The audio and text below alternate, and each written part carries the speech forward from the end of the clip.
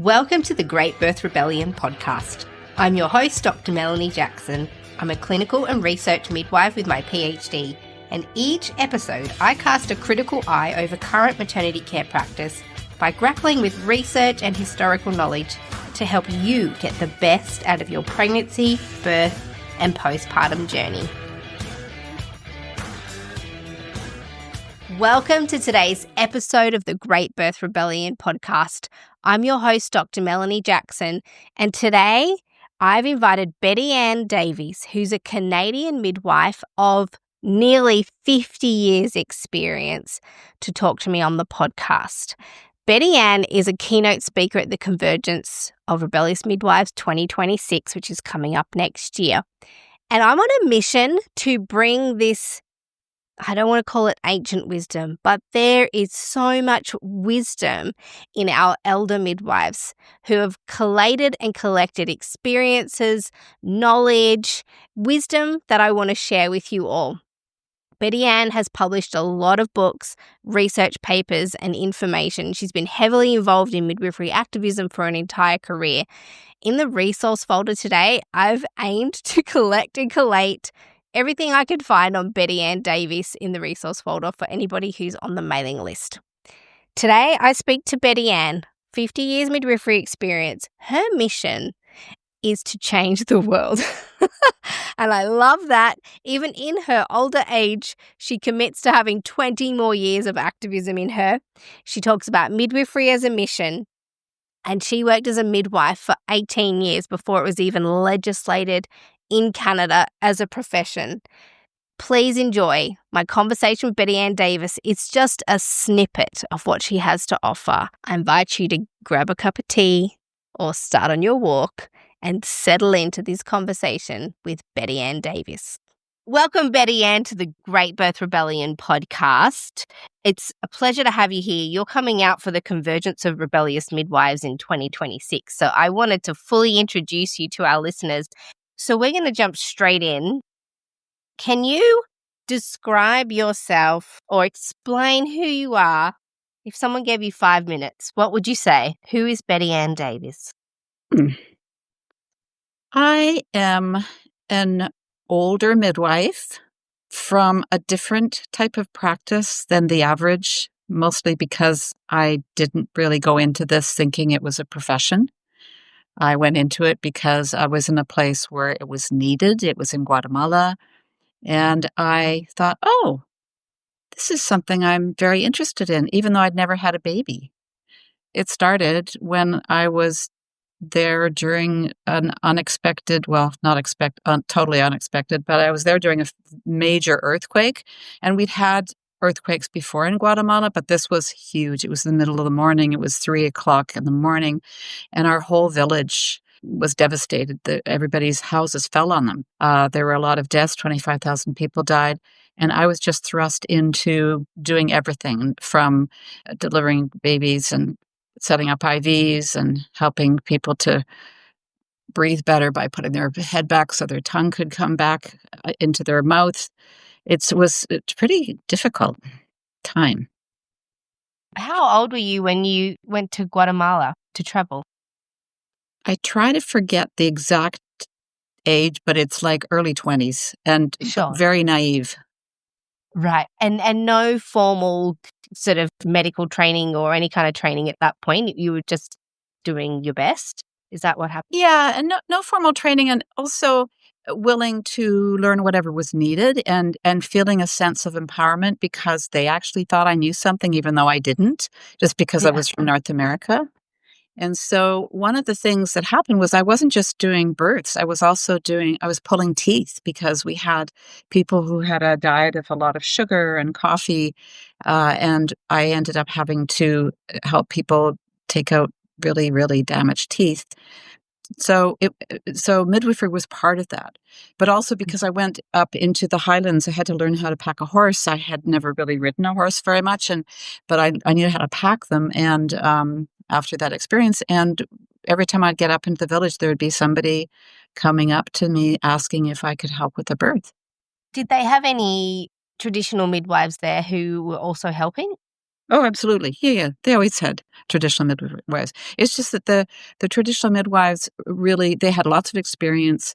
They knew what they were doing, but they needed book knowledge. And so I was there for several years and made a decision to send away for books just to understand what the ¿Qué vamos a hacer con la placenta? They didn't know what to do with certain things. Like they had a lot of questions. And what they didn't know is that medical science didn't know a lot of this either. Is that where you met Ina May? Because you guys are still friends, but you met way before either of you Yeah. had any notoriety in the midwifery world. Well, we met all the farm folk at that time because they were coming down to help after the earthquake. It was a time period when they thought they could help, and they had an organization called Plenty, and I ended up helping also with the.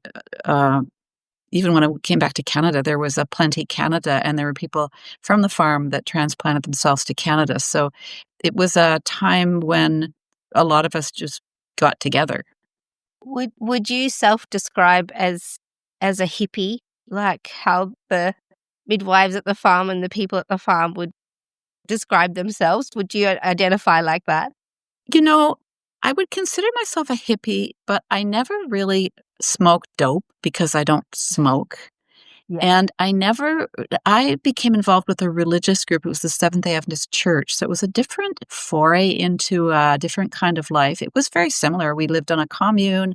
We all shared responsibilities, shared finances, shared everything just to work together and create a community. So it was very similar, but it was a different strain, let's put it that way. Sure. After your time in Guatemala, at what stage did you return back to Canada?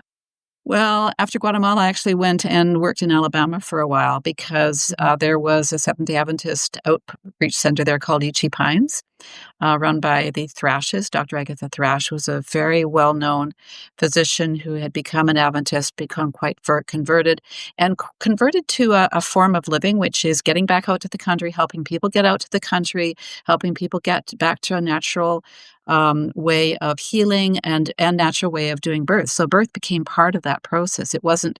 It was like the I would say like the type of middle-age midwife that in Europe that did treatment of people with herbology and clay therapy and hydrotherapy. And so midwifery just became a part of that. It was part of the way of life. Had you had any formal training at this point, or it was all what you'd learnt by experience? It was all, well, it was experience, but we also made classes. We created classes. We had physicians working with us who knew basic anatomy and physiology and what to do when, but some of them were also out of their realm because they didn't have necessarily the normal hospital structure in which they could work, but they knew basics. And if you understand today what we know about resuscitation, about positions for labor, do you know what? I sometimes think we're not that much farther. Like, if you think Yes. about the way we do neonatal resuscitation, it's not really based on a lot of science. The way we monitor babies, we know now that electronic fetal monitor is not really everything that it was cracked up to be. So all of these things that we've learned, I keep going back to, I I'm not sure that what I was doing back then was any worse. And the example of that for me is the way breeches became an item you have to do on your back. Like, who invented that except medical men 400 years ago? So how did you become, I mean, this is the difference. If for listeners who are in the UK and in Australia and now in Canada, midwifery is a protected term and you have to have formal qualifications and register and all these things. At what point did that happen for you and for Canada, where you were able to formalize all the training that you had? That would be 18 years after I had started practicing. Wow. And Yeah. it was a bit of a shock. But Yeah. they did something called grannying us in. They did it both in Quebec and Ontario. So I made a decision to go through both programs because I was working in Ottawa, which is right on la frontière de Québec et Ontario, which is in Canada, an important border. It's so at that time they made a decision that they would let those of us who had been practicing produce portfolios of how many births we had done. They gave us updated courses. At the time that we were going through legislation, it was 1992 was when our program occurred. 92, 93 was when things really started popping and the legislation came through. But guess what had just come out is the books from the National Perinatal Epidemiology Unit, the beginning of the Cochrane, the 1980 publication by Mark Kears, Murray Enkin, who's Canadian, and Ian Chalmers. And my husband of the time, actually he wasn't my husband yet, but the man of my life at the time, and I went to Oxford in 1991 specifically to talk to them about home birth, really how to create the best study we could create given our parameters were that we were dealing with a group of midwives who didn't necessarily think that data was an important thing to collect. And also given that the NPEU had their hands tied or their heads tied to randomized control trials and they were having a hard time seeing past that at the time. They changed since, which is great. But we were dealing with a whole new world. For me, it was a new world of science, which I thought was something I needed to tap into a little bit more. What was your experience having had 18 years of being with birth, learning from experience, learning from books, learning in a really different way? What was the experience of then moving into the sort of standardized university style or college style education around midwifery? Well, I did have a degree. I had a degree in journalism before I went to Latin America. In fact, I was writing my final thesis. I called it the Guatemalan factor, which is that you can't find out any facts. Like every time I'd try to find out facts, I was living in this little village in Huehuetenango, and I thought, okay, how am I going to find out how many people have TVs? And I went to the top of the mountain and counted how many antennas there were in the area, and I could tell. But then I was trying to figure out, what is my denominator? Like how many people are in this village? And then I'd go down and they'd say, well, you can get that information from the city. I'd go to the city and they'd say, you get that information from back in Huehuetenango. And I was working with the priests at that time. And it was really hard to get information. It's very hard in a very mountainous country like Guatemala when they don't, even their census is not very good. And that became very clear when they started discovering the massacres that had occurred and how entire villages were wiped out that people weren't necessarily aware of. And I think that's probably, those were my early moments of concern about human rights and human rights in general, not just in childbirth, but human rights for everybody. We were speaking the other week about all the work you've done in midwifery. And the take-home message that I got from that was that your drive and purpose for midwifery was very much about mission. And I thought, actually, why are we doing midwifery? It really doesn't pay well. It's a fairly high-risk profession in terms of the political position that we're in, and the modern-day witch hunt is absolutely real. And it's a job with big responsibility. And we kind of landed on the point that really the only reason we're doing midwifery is because it feels like a purposeful mission that we can't deny.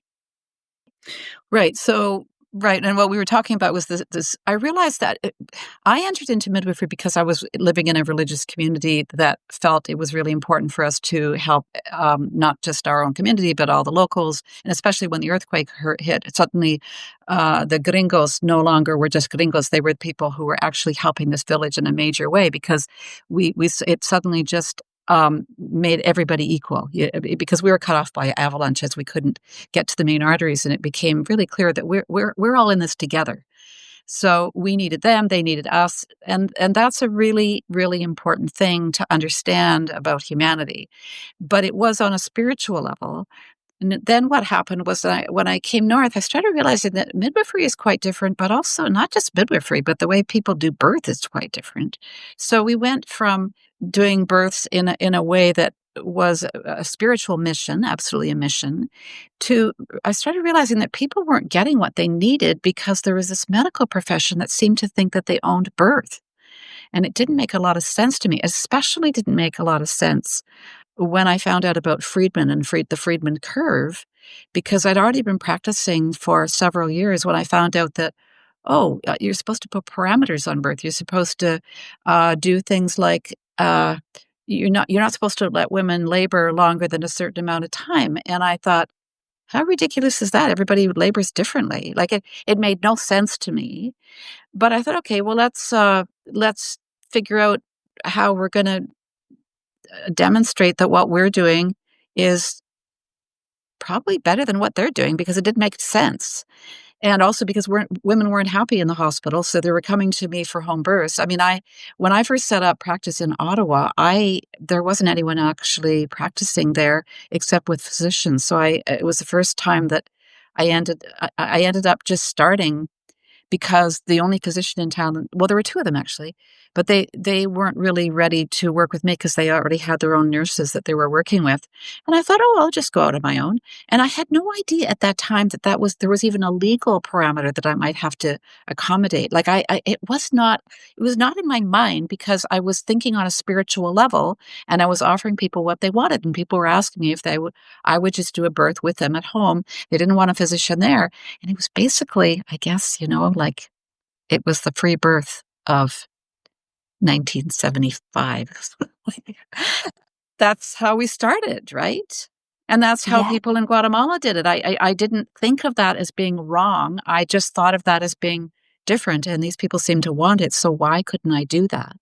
So that's where, so when you're talking about mission and you're talking about a spiritual life, what I started realizing that there were a lot of midwives in the United States. I started meeting them because I'd worked in Texas, I worked in New York, I would bet, and then I joined the Midwives Alliance of North America like in 1980 when we started 82, 83. And that's when I started realizing that are different groupings of midwives. Then I started realizing that there are some that really are very career oriented, and there are some who actually didn't even believe in home birth, which was astounding to me. I also didn't realize that physicians didn't think it was okay to do home birth. Like they were, I had a lot of openings, like my eyes were wide, like thinking, why do these people think so differently from me? And that's when I wrote that chapter. Well, that was a few years down the road. I wrote a chapter for a book that Robbie and I worked on together called Mainstream Midwives. And the chapter was called From Calling to Career. And I said, it looks like people who are aspiring midwives go into this either because they really think of birth as a sacred act and you really need to follow that sacred path and help transform every woman's life during that very important milestone in their life. And then there were other people who seemed to think, and these were practitioners who had no less noble ideas, but they really felt, no, I want to do the best science. I want to do the best. I want to get training in the best school and Harvard and Vanderbilt and these places that had very high standards for education for midwives. And that was just a different path. And then I started realizing, as I started getting more involved with the scientific aspect of things, that anybody going down either of those paths is going to end up very disappointed at the end of their route. And as they're going into it, they're going to be very disappointed because the poor spiritual people, and I had apprentices like this, who just felt that the women weren't living up to their standards of transforming their life. They just wanted to have a baby.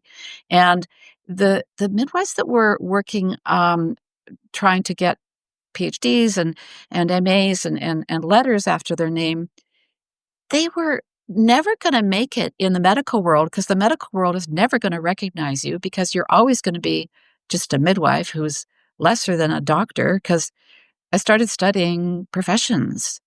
And this was also it was not just the science part, but I was also studying professions because we were going to professionalize suddenly in the late 70s and early 80s, and I thought, this is really upon us. So I made a decision. I wanted to study what a profession is, and I'm not going to go through all those theories of the professions, but it's quite interesting theories.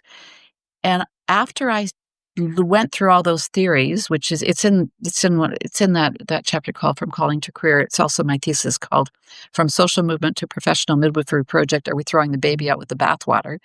But when I went through that, I thought, I don't really want to become a health professional, because the main goal of the health professional is to become a dominant health professional, where where you're usurping other people's territory, you're staking out a jurisdiction and monopolizing a body of knowledge, and then you are trying to make your way through this quagmire of professions and get yourself heard. And if you become a dominant profession and the dominant profession, you've won. And I'm going, that's just not the way I think. And then I started going, what do I really do? Like, I had to think, what do I do? What do I do as a midwife that I really enjoy? I certainly enjoy the whole spiritual idea of it, but what I really do is I'm an activist. And so, yeah, I have a mission, but my mission isn't to convert the world to my way of thinking. My mission is to help women do whatever they need, give them whatever they need, and get the if it's not the physicians, the system to function in a way that women get what they need. And so that was a very important epiphany for me as I was doing my thesis, that I really think we need to worry more about our general society and what kind of a community we want to produce. So I started studying social movement theory, and that's really where I found myself, because I went through all of these classical ideas about what a social movement is about, and what makes them tick, and how they need to gain resources, and they need to get themselves legislated in order to institutionalize their ideas, and how we have to change the cultural paradigm. That's what I wanted to be about.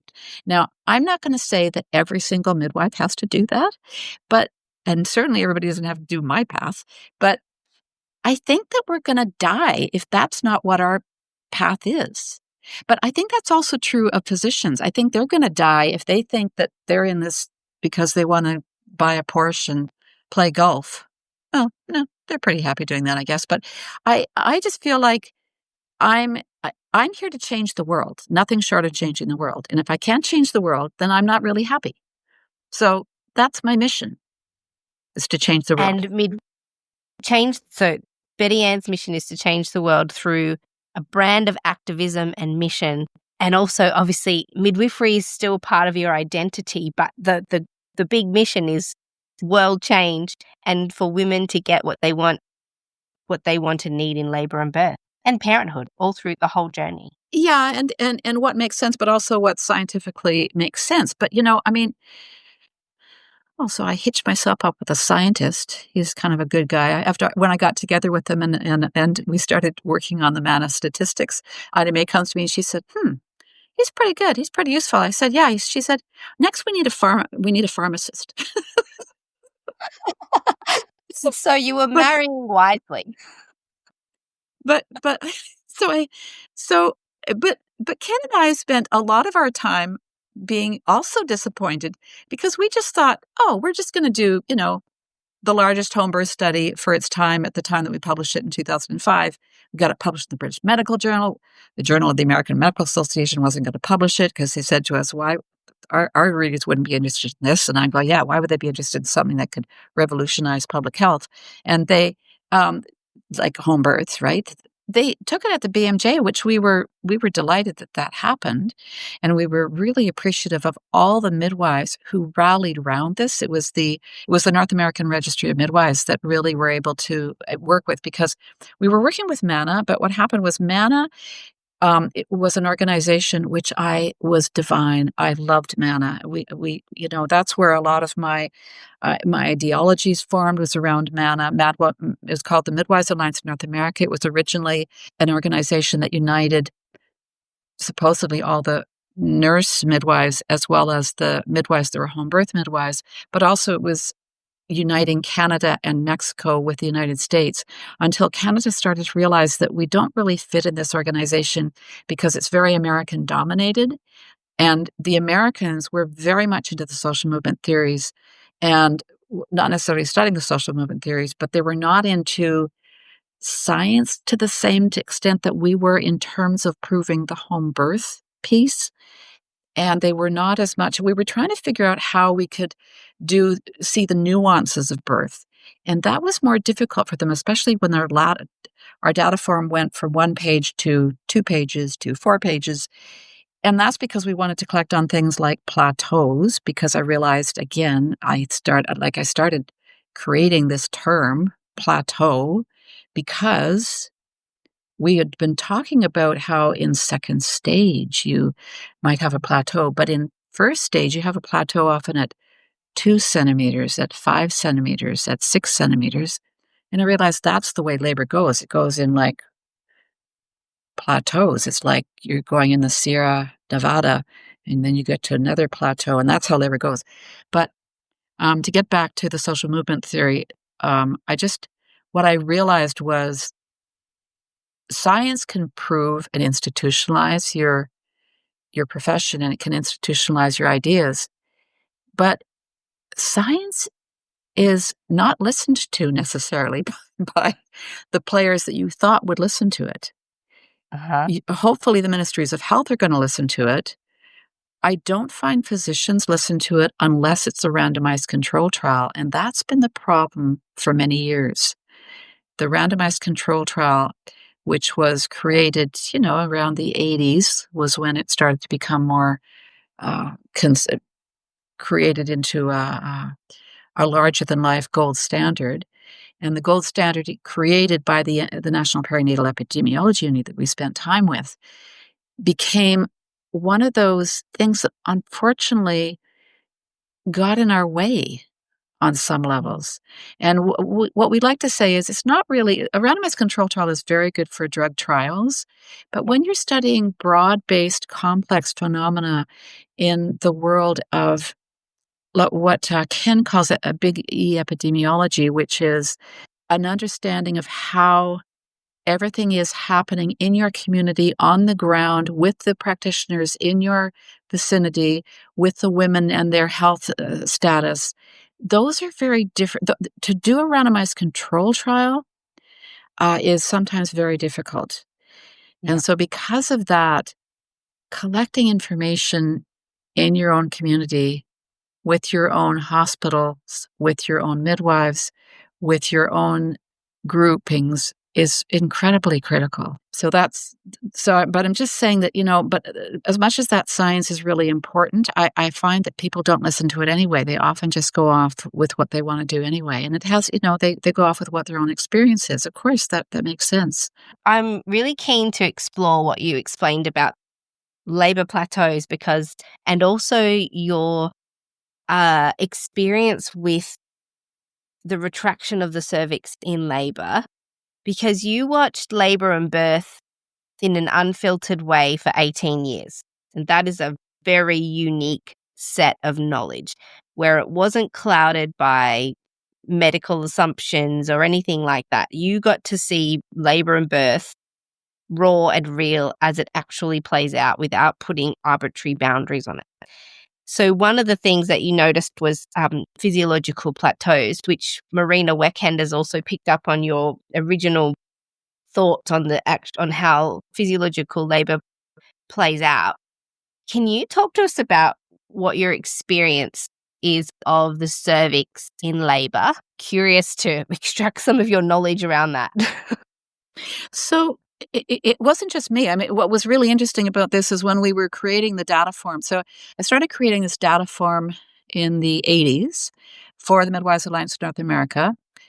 And we started to, that was certainly one of the things I really wanted to look at. I wanted to look at lengths of labor. We put it on the data form, and it definitely just wasn't just me. It was the midwives in the United States of America that were not working in hospitals were really creating a revolution. And I didn't I don't think any of us were totally aware of it at the time, but we were, because a lot of the midwives in that grouping were from religious groups like myself, or they were hippies, or they were people who just thought outside the box and they really felt that they didn't fit in the hospital setting. And because of that, we were all grouping together thinking, well, what do we believe in? What can we look at? And Ken comes along and agrees and says, what you're all doing is fascinating. He said, I hope you're collecting data on this. And so we started doing that.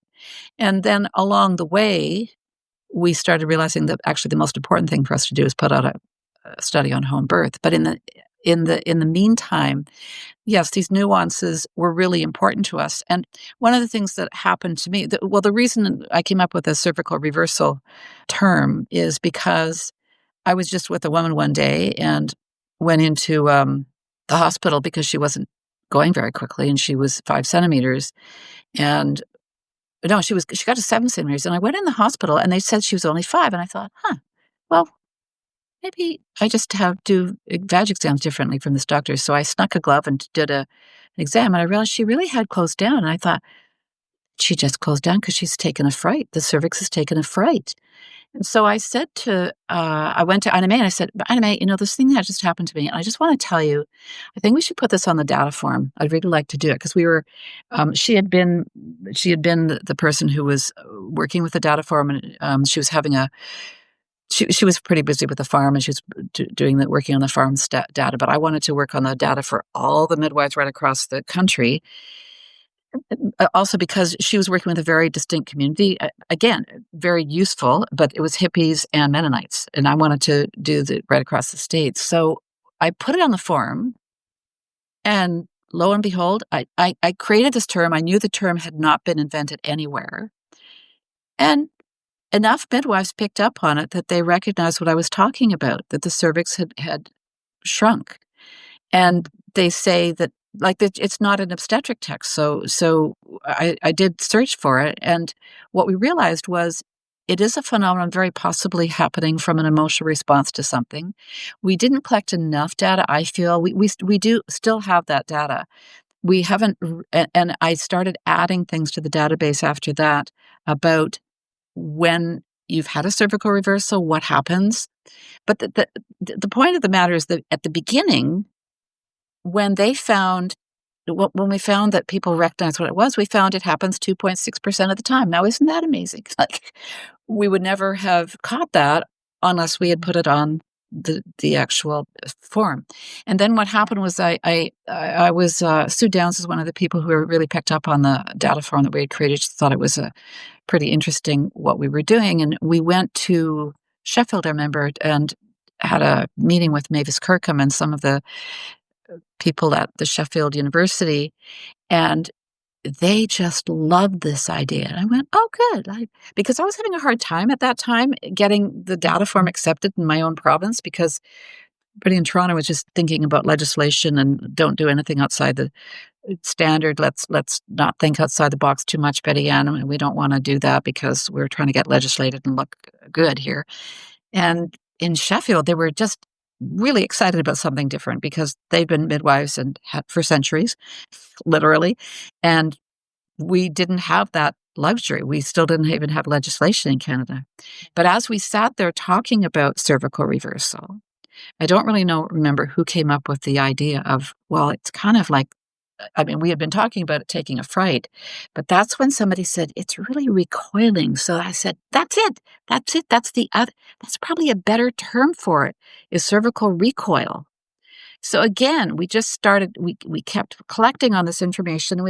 And so when I saw Marina picking up on this, but this is like 40 years later, 30 years later, I thought, man, the Australians the Germans living in Australia are starting to understand what this is about. And Sarah Wickham was the other one who really prodded me on this for years.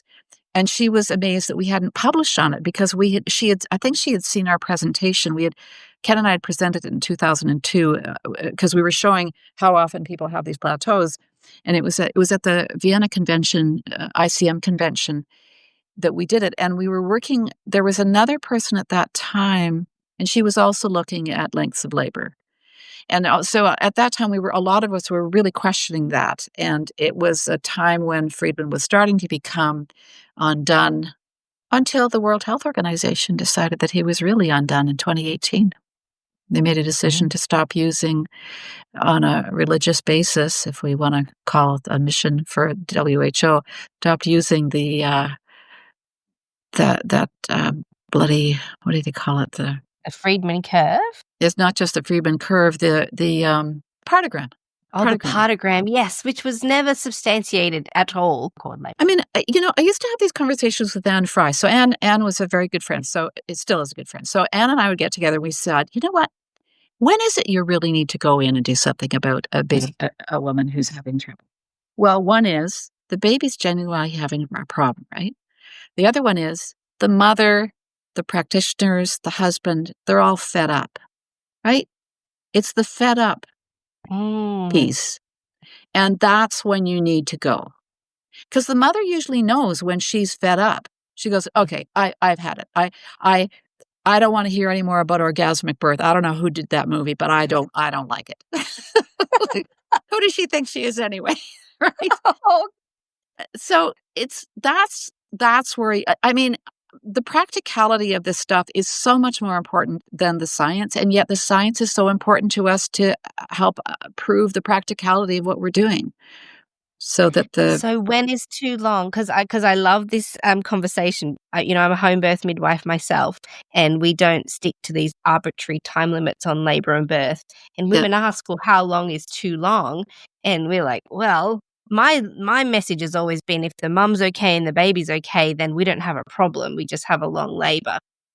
But I love that you've kind of been able to encapsulate it is when everyone's fed up with the length of this, the practitioner, the parents, the mother, everyone's fed up, and potentially the baby is also fed up and is, and obviously if the baby,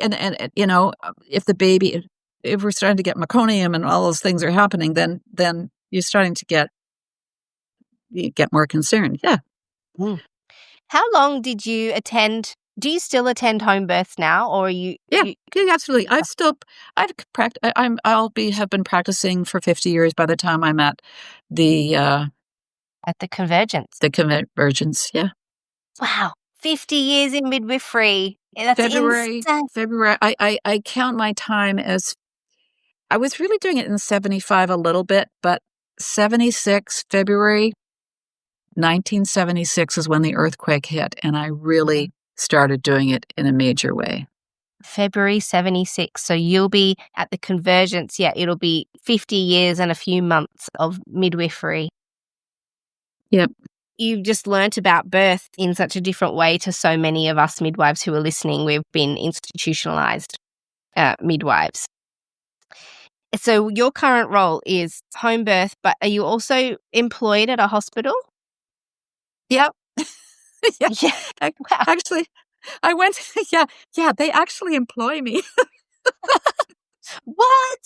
And, it was so funny because when we were talking the other day, I said, oh, look, I probably have another 30 years left in me of midwifery. And you said, well, I think I've got another 20 left in me. And I love that energy.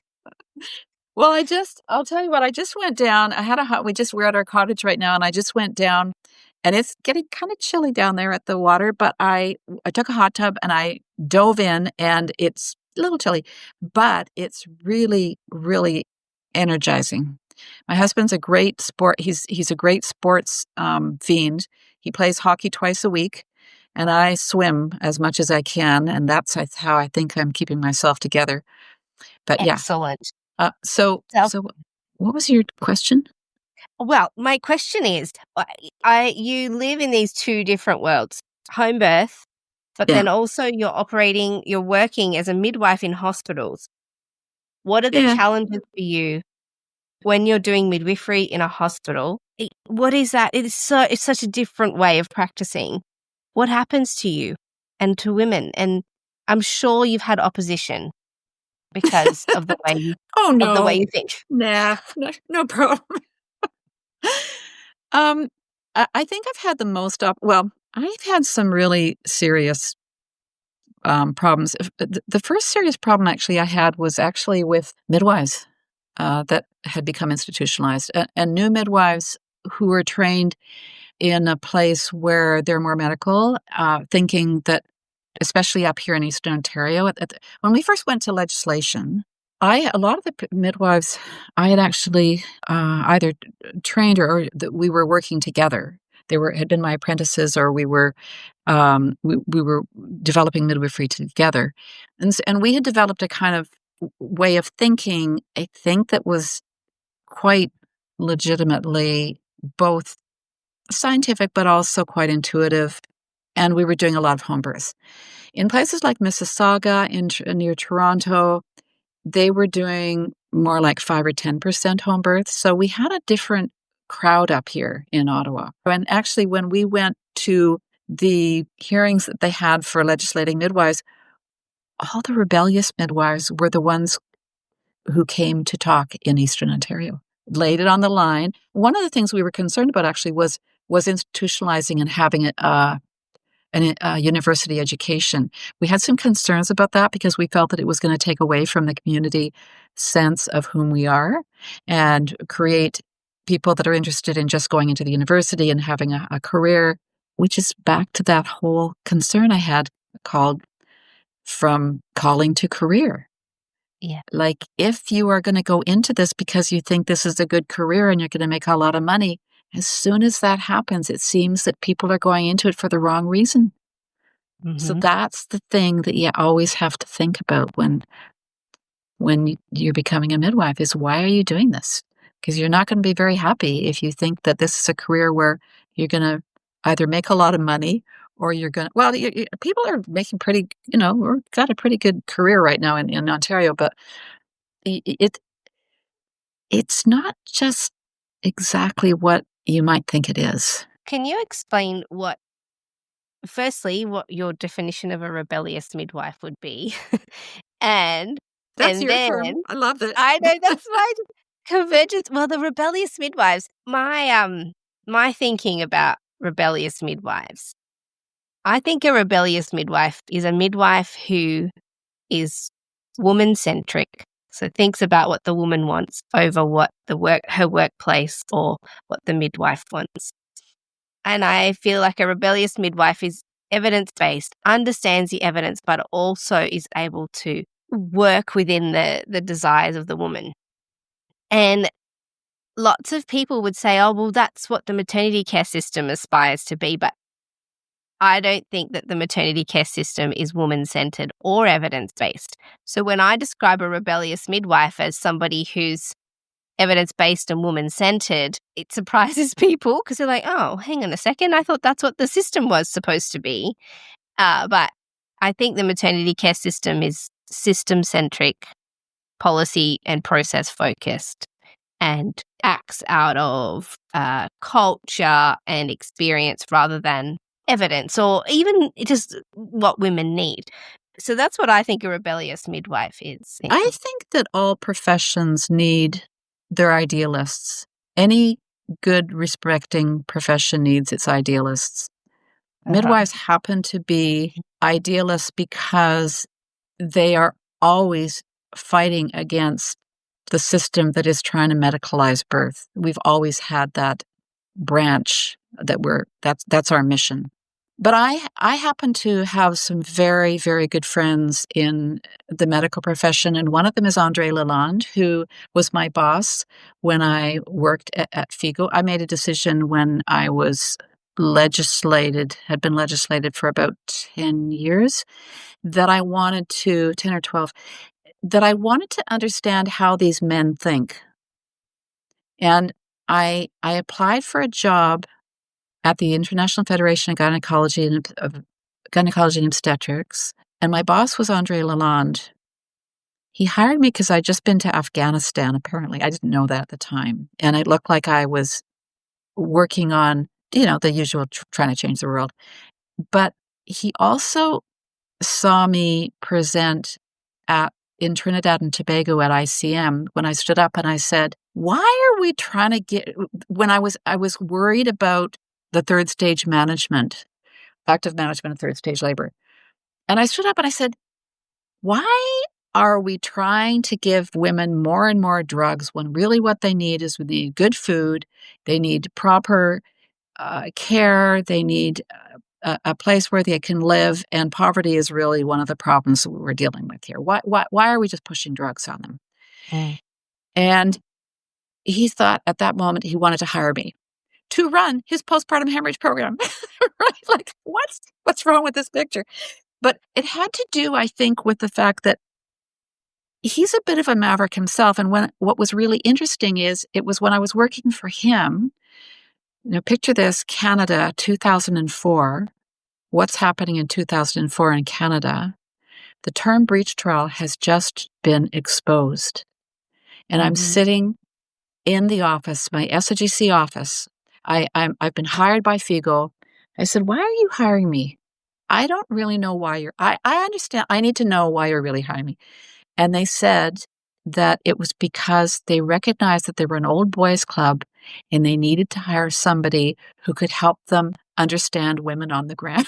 Like, that's what they said. And they said, "We've never hired a midwife before." I went, "What?" And they said, "We kind of consider you our embryo." And I wasn't in the job that long, and the reason I wasn't in the job that long was partly because we were having a hard time getting funding. But we had projects in, it was something like 11 or 12 countries. One of the people from Britain said to me, "Betty Ann, just be easy on these people because they don't realize they've never worked with women on the ground before." like, because I'm demanding that they go out and they get social activist groups together, and that they have to work with those people, or they're not going to be doing the right thing. So anyway, so here we go, 2004. Back to this thing. I'm in my office. I get a call from Dorothy Shaw, she's Canadian. She's at Women's in BC. She knows I tell this story because I asked her if I could do it in the Birthing Models on the Human Rights Frontier. And I said to her, "Dorothy," no, so she said to me, she said, "Betty Ann, have you heard about what's happened to the term breach trial?" Meaning the 2-year follow-up had been published. And I said, "I'm just getting snippets." And she just kept saying to me, "What have we done to women? What have we done to women?" And I felt these are physicians who are wanting to do the right thing. They're like me, they're like you. They want to do the right thing, but we are all caught up in a messy system. Midwives are actually in a much easier system in many ways because we have ascribed to a profession that at least professes to offer informed choice to women. That's the one of the main pillars of our profession as we developed it. The physicians are having a more difficult time because that's not necessarily they are not trained by their profession to listen to what women say. They are trained by their profession to know and feel authoritative and dominate the way they deal with the situation because they feel that they're in charge. They always feel that they're in charge of the hospital, even though we all know it's the nurses in charge of the hospital. And it's just an odd power struggle. So for me, when you ask me about what I think I should do to feel safe, I, I feel that there's a thing called the fear parameter, and that is I just actually talked with Andre because we're planning this breech conference in Calgary in November.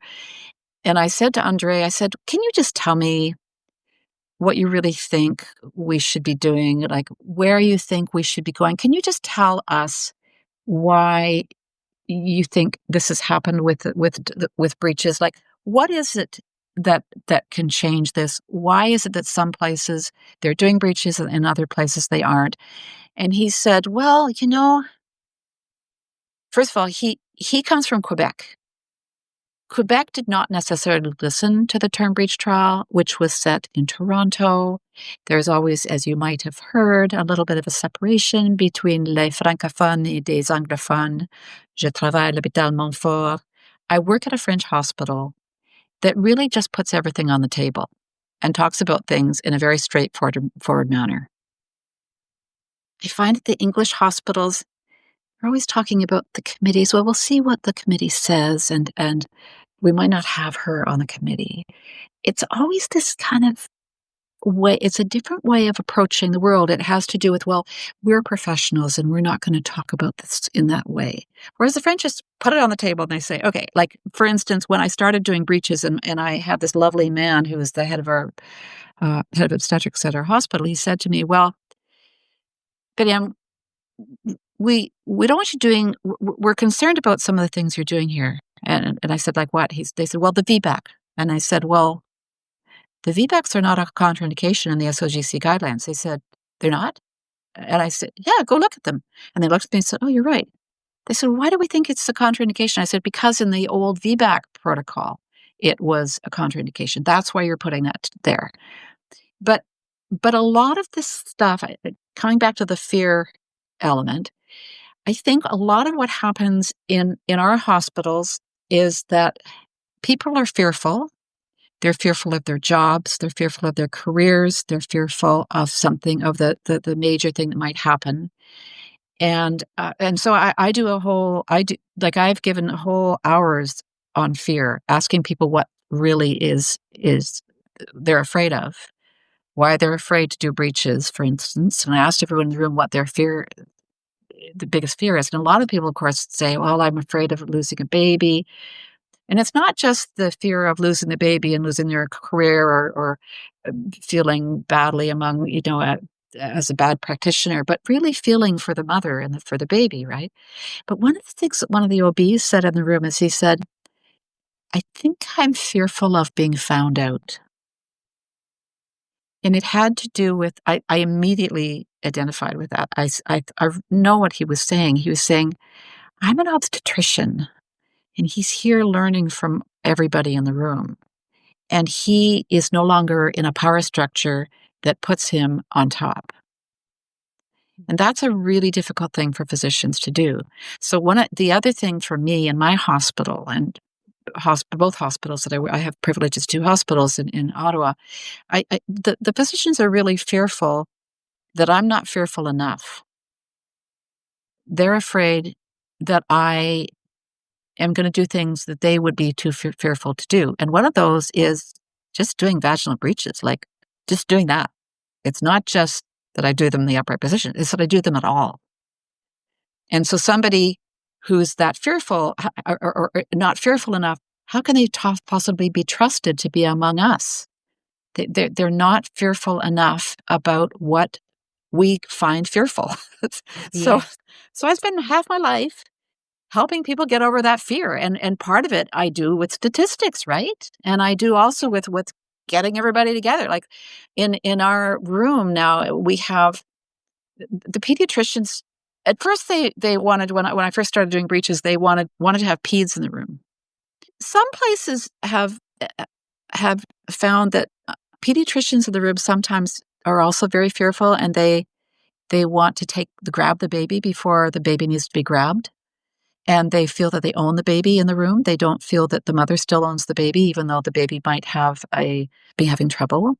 And with breeches, you really need to give them some time because they're just trying to get that blood back into that cord, which has been pinched because it's been sitting on the perineum and more pinched sometimes than a head down baby. Everybody wants to grab.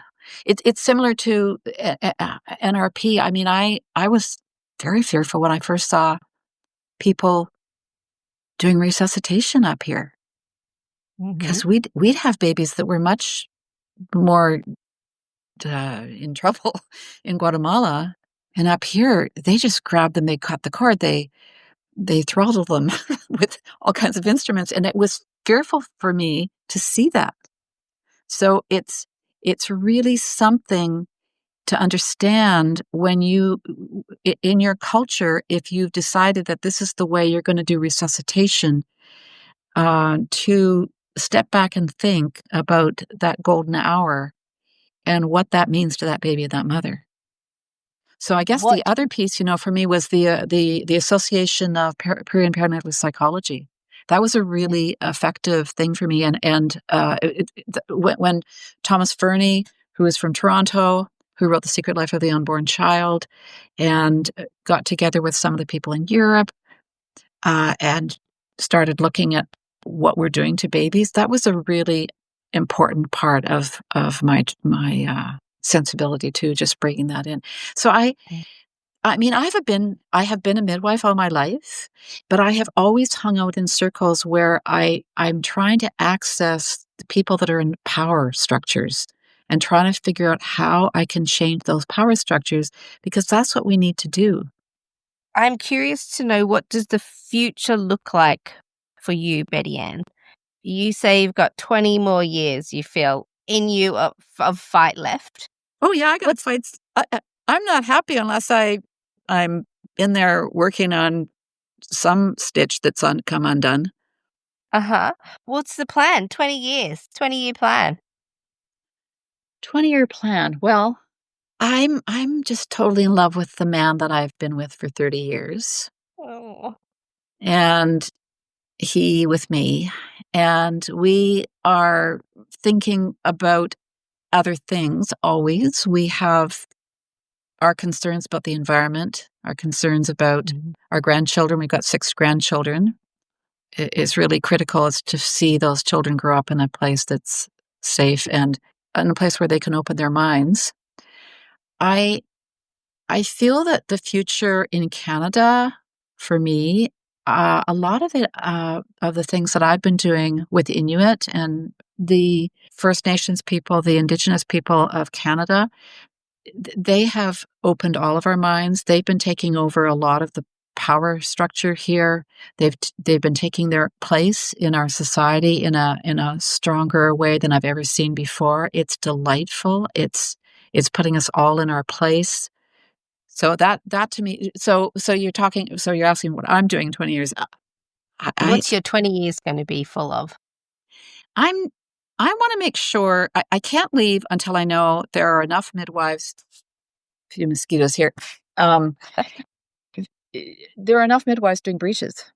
I want more Uh-huh. midwives to have training to do breeches so they're feeling competent.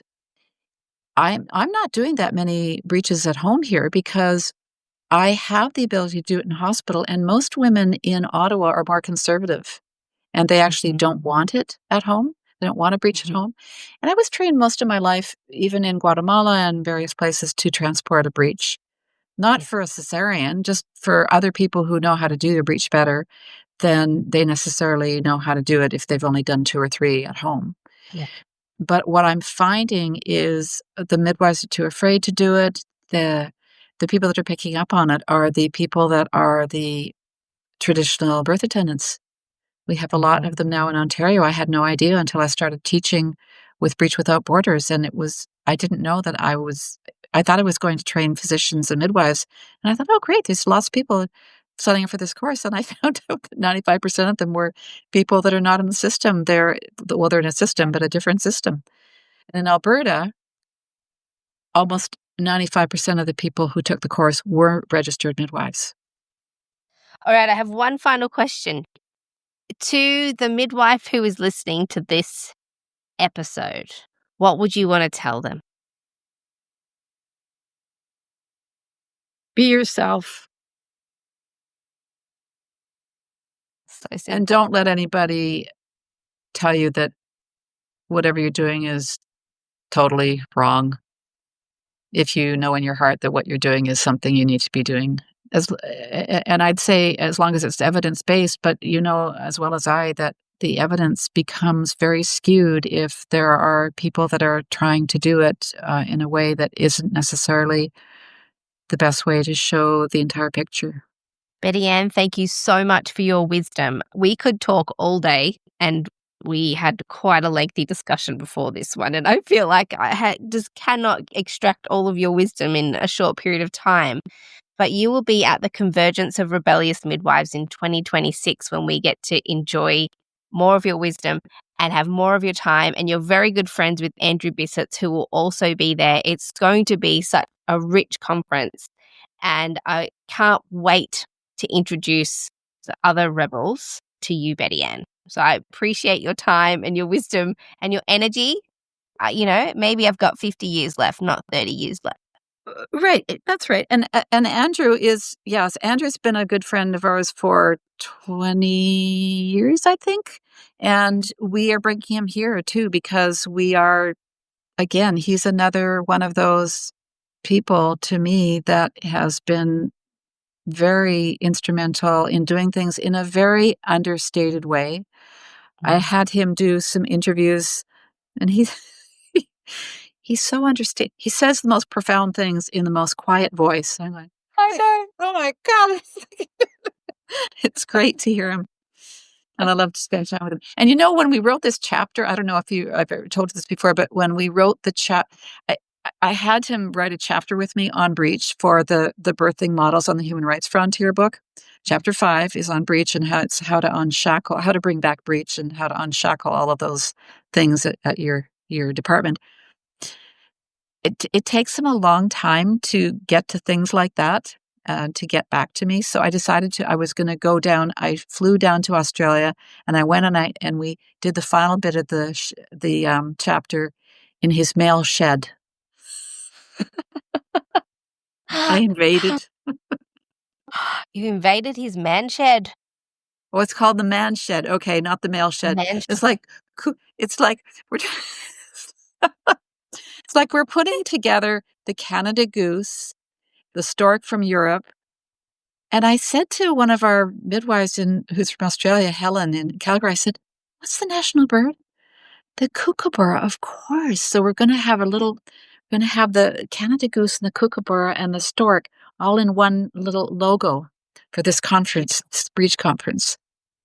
Beautiful. Well, for anyone who's out there listening, Betty Ann has produced a lot of information, books, papers, all these things. So if you're on the podcast mailing list, you'll have access to the resource folder, and I'm going to put all of the links and everything that Betty Ann's ever done that I can ever find. That you can click on interesting. the Great. I'd like to see Yeah, that. have a look. Oh, yeah, I'll send it to you. But all the papers, I'll collate your life's work on a piece of paper, Betty Ann. Great. Great. Well, we will see you in the next episode of the Great Birth Rebellion podcast. This has been Bettyannedaviss. She will be at the Convergence 2026. So I encourage you to get your ticket and come and see her actually live, because she's even better in real life. Thank you. This is a great thing you're doing. Oh, thank you. Wow, we're working hard, and I just appreciate that. We're trying to really extract as much wisdom from as many people as I possibly can and bring it into the digital age so that everyone who's listening can hear. To get access to the resources for each podcast episode, join the mailing list at melaniethemidwife.com, and to support the work of this podcast, wear the rebellion in the form of clothing and other merch at thegreatbirthrebellion.com. Follow me, Mel, at Melanie the Midwife on socials, and the show at The Great Birth Rebellion. All the details are in the show notes.